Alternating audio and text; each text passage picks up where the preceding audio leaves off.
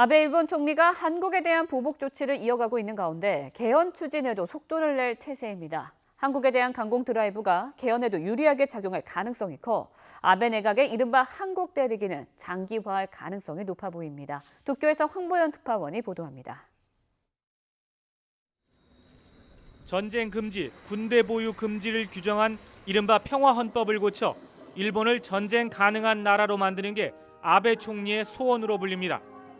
지난 21일 참의원 선거가 끝나자마자 목소리를 높인 것도 바로 개헌. 結果としてはですね、これやっぱりちゃんと議論するべきではないかという国民の審判だったんだろうと私は考えています。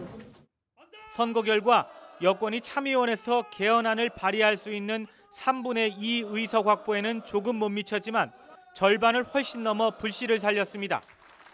강제징용 판결에 반발해 한국에 단행한 보복 조치가 지지 기반인 보수 우익을 확실하게 결집하는 효과를 본 셈입니다. 또 하나의 국회인 중의원은 여권이 이미 3분의 2 이상 의석을 차지한 상태지만 아베 총리의 최측근은 그간 개헌 논의가 부족했다며 불만을 드러냈습니다. 憲法審査会が衆議院でわずか2時間、なかなかテーブルについてもらえなかった。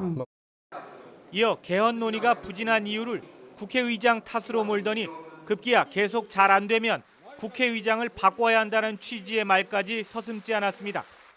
개헌을 위해 같은 당 국회의장까지 억지로 끌어내리겠다는 의미여서 파문이 커진 가운데 개헌에 대한 아베 총리의 의지가 그만큼 강하다는 메시지로도 읽힙니다.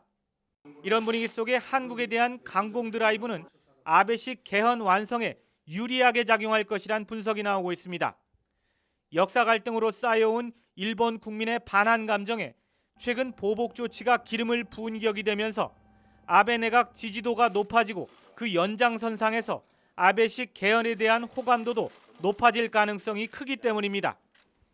결국 국회에서 개헌안이 발의된 뒤 국민투표에서 과반을 얻어야 개헌이 완성되는 만큼 그때까지 좌고 우면 없는 아베 내각의 한국 때리기는 계속될 것으로 전망됩니다. 도쿄에서 YTN 황보연입니다.